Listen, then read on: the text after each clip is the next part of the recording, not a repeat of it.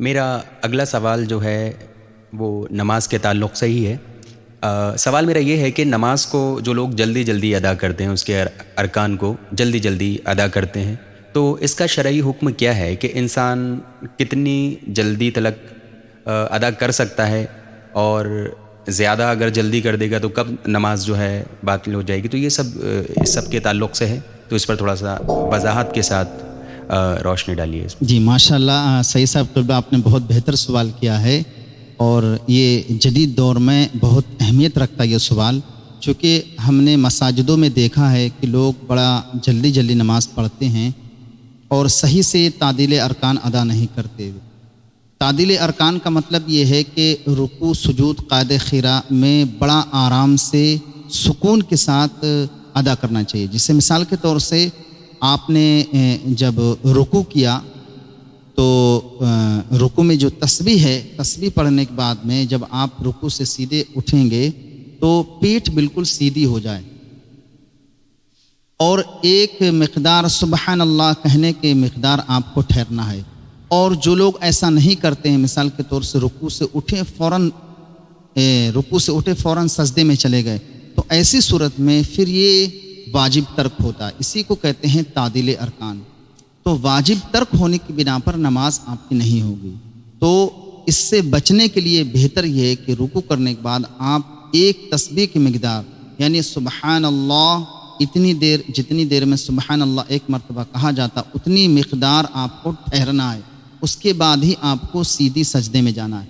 اسی طرح سے ایک سجدے کے بعد لوگ دوسرا سجدہ فوراً کر لیتے ہیں، پیٹھ سیدھی نہیں ہوتی ہے، ٹھہرتے نہیں ہیں، تو ایسی صورت میں نماز نہیں ہوتی ہے، چونکہ واجب ترک ہوتا ہے۔ اب ایک نماز میں یعنی 4 رکعت نماز پڑھ رہا ہے اپنی، یعنی فرض نماز جو اس کی جماعت کے ساتھ قضا ہو گئی، اس میں کئی مرتبہ واجب کو ترک کرتا ہے، تو ایسی صورت میں نماز نہیں ہوگی۔ تو ایک سجدہ کرنے کے بعد میں دوسرے سجدہ کرنے سے پہلے یعنی پوری پیٹھ سیدھی ہو جائے اور ایک تسبیح کی مقدار ٹھہر جائے، اس کے بعد پھر دوسرا سجدہ کرے، یہ اس کو کہتے ہیں تعدیل ارکان۔ تو ایسی صورت میں اس ترتیب سے اگر نماز پڑھی جائے گی تو نماز اس کی صحیح ہوگی۔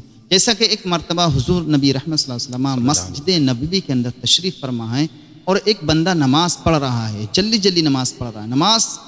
نماز سے فارغ ہونے کے بعد حضور نبی رحمت صلی اللہ علیہ وسلم نے ارشاد فرمایا، آپ اپنی نماز دوبارہ پڑھو، نماز آپ کی نہیں ہوئی۔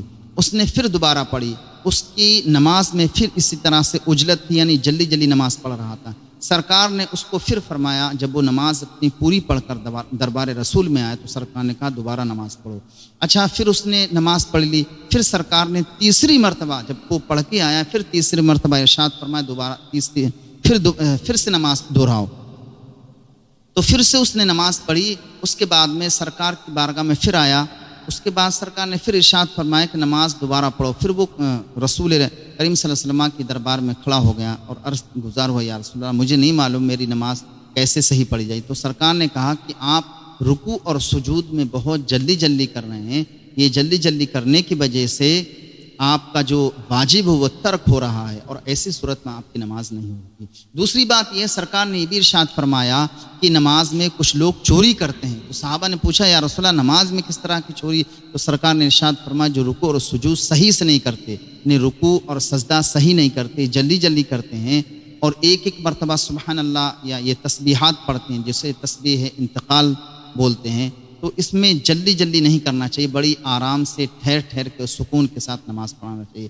جو حضرات سکون کے ساتھ نماز پڑھتے ہیں ان کی نماز پھر بہت اچھی ہوتی ہے، اس نماز کا نخار بھی چہرے پر آتا ہے اور بدن پر دکھائی دیتا ہے۔ میں عرض کرنا چاہوں گا، جو بیچ میں ایک لفظ آیا تسبیح انتقال، تو اس کو تھوڑا سا واضح کر دیجیے گا۔ اچھا، تسبیح مطلب تسبیح مستحبات میں سے ہے یہ، اور تکبیر انتقال یعنی تکبیر انتقال یعنی اللہ اکبر جو بار بار کہتے ہیں، اس کو تکبیر انتقال بولتے ہیں۔ اور یہ تسبیح جو بولتے ہیں تسبیحات یعنی مستحبات، یہ تسبیح مستحبات میں سے ہیں۔ اس کو بھی تقریباً 3 مرتبہ یہ سنت ہے، اور 5 مرتبہ یہ مستحبات میں سے آتا ہے۔ تو کم سے کم 3 مرتبہ پڑھنا چاہیے۔ جو 3 مرتبہ سے وہ کم پڑھتا ہے تو سرکار نے ارشاد فرمایا وہ اپنی نماز میں چوری کرتا ہے، یعنی وہ نماز میں چوری کرتا ہے۔ تو صحابہ نے پوچھا رسول اللہ نماز میں چوری کیسی؟ تو سرکار نے فرمایا جو اپنی نماز کو جلدی جلدی پڑھتا ہے تو یہ نماز میں چوری اچھا، کہلاتی نماز میں چوری کرنا جو ہے وہ اس کو کہا گیا ہے کہ اگر نماز کے جو رکن ہیں وہ تمام ارکان کو جو ہے جلدی جلدی ادا کرتا ہے. ہاں جی البتہ یہ ہے کہ اگر تکبیر وہ ایک مرتبہ بھی کہتا ہے تو جو 3 مرتبہ جو اس کلمے کو کہنا ہے اس کو 1 مرتبہ بھی کہتا ہے تو فرض کی تو ادائیگی ہو جائے گی. ہاں نماز تو ہو جائے گی جی لیکن سنت سے محروم رہے گا. تو سنت سے بہتر ہے محروم کہ رہے گا. سنت بھی ادا کرتا جائے. جی جی جی. اچھا تو اس کو یوں سمجھا جائے کہ ہر ایک رکن کے بعد تھوڑا رکنا ہے. جی جی ہر ایک ایک تسبیح کی رکن، مقدار ہاں ہر ایک رکن تسبیح کے کی بعد. ہاں مقدار اسی تلک طرح رکنا سے ہے. بہت سارے لوگ نماز کے اندر کھجلاتے ہیں تو کہاں تک کھجلا سکتے ہیں؟ مثال کے جی. طور سے رکن بدلتا ہے تو ایک ہی رکن میں کتنا کھجلانے کا حکم ہے؟ تو 1 سے 2 مرتبہ ایک رکن میں کھجلا سکتے ہیں. مثال کے طور سے اگر آپ قیام میں ہیں، کچھ لوگ قیام میں ہی ہیں مار پورے بدن پر کھجلا کے رکھ دیتے ہیں. تو ایسی صورت میں اگر ایک ہی رکن میں آپ ایک جگہ پر 1-2 مرتبہ کھجلانے کا حکم ہے، یعنی ایک یہاں کھجلایا تو دوسری مرتبہ یہاں، تو ایک رکن میں جگہ ہٹا ہٹا کے 2 مرتبہ کھجلانے کا حکم ہے. ہاتھ ہٹا کر جو ہے ہاتھ 2 ہٹا جگہ کر. تلک اور کر اگر سکتے ایک ہی ہیں. جگہ کھجلا رہے ہیں تو جی. ایک ہی جگہ 2-3 مرتبہ اس طرح سے کھجلا سکتے ہیں. لیکن اس سے زائد اگر آپ نے کھجلایا یعنی ایک ہی رکن میں ہاتھ ہٹا ہٹا کے یعنی متعدد جگہ پر آپ نے کھجلایا، پہلے یہاں کھجلایا پھر یہاں کھجلایا پھر یہاں کھجلایا، تو ایسی صورت میں پھر نماز فاسد ہو جائے گی کیونکہ یہ عمل کثیر میں شمار کیا گیا ہے. جی ہاں ایک ہی اگر آپ ایک ارکان میں ایک رکن میں 2 مرتبہ کھجلاتے ہیں تو آپ کی نماز ہو جائے گی. مثال کے طور سے آپ نے قیام میں 2 مرتبہ کھجلایا تھا، اسی طرح سے رکوع میں 2 مرتبہ کھجلایا، اسی طرح سے آپ نے قاعدے میں 2 مرتبہ کھجلایا تو آپ کی نماز ہو جائے. لیکن اگر ایک ہی رکن میں مختلف جگہوں پر 3 مرتبہ اگر آپ کھجاتے ہیں تو ایسی صورت میں آپ کی نماز فاسد ہو جائے گی. اور 1 مرتبہ کھجائے تو ایسی صورت میں پھر نماز نہیں. اچھا کچھ لوگ نماز کے اندر یہ دیکھتے ہیں کہ پیٹ کی انگلی جو ہے یعنی پیر کی جو انگلیاں ہیں وہ پوری موڑ دیتے ہیں یا اٹھا لیتے ہیں، تو ایسی صورت میں شرعی حکم کیا ہے؟ تو ان کی نماز ہوگی کہ نہیں ہوگی؟ تو اس میں یہ ہے سید صاحب قبلہ مدظ اللہ العالی، دیکھیے ہر انگلی کا ایک پیٹ زمین سے لگنا یہ فرض ہے، 2 کا واجب ہے اور تمام کا سنت ہے. تو کم سے کم ہر پیر کی 2 انگلی کا لگنا واجب ہے. اگر 2 سے بھی کم لگیں تو پھر ایسی صورت میں واجب ترک ہوگا، نماز نہیں ہوگی. یہاں پر تھوڑا سا اس چیز کو واضح کر دیا جائے کہ انگلی کے پیٹ سے مراد ہے جو اوپر کا یہ حصہ رہتا ہے پیر کی انگلی کا، یہ زمین سے چھلا ہونا چاہیے کم از کم 2 انگلیوں جو چلنے میں چھپ جاتا ہے زمین پر اس طرح سے چھلا ہونا چاہیے. جو چلنے میں چھپ جاتا ہے اس پیر کا نچلا والا حصہ جب ہم پیر موڑ کر سجدہ کرتے ہیں تو کچھ لوگ اٹھا لیتے ہیں، کچھ لوگ پیچھے کو موڑ دیتے ہیں یعنی نکال دیتے، پیچھے کو نکال دیتے ہیں. تو ایسی صورت میں ان کا قبلہ رو ہونے کے ساتھ ساتھ پیٹ زمین پر لگنا یہ واجب ہے. اگر نہیں لگے گا تو مطلب مثال کے طور پر جو ہے جو پیر کی جو انگلیاں ہیں ان کو اس طرح سے اگر رکھ لیتے ہیں تو یہ مناسب نہیں، بلکہ یہ اس طرح ہی رہنی چاہیے. انگلیاں جو ہیں وہ زمین سے چھلی ہونی چاہیے کم از کم 2. وہ فوراً اسکرین پہ لے کے آئیں گے آپ.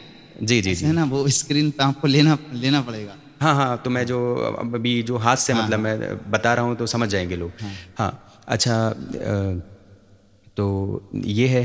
اور اس کے علاوہ جو ہے میرا سوال ایک یہ بھی تھا کہ عمل کثیر جو ہے کس کس کو کہا جائے گا؟ جی بہت اچھا سوال ہے ماشاءاللہ.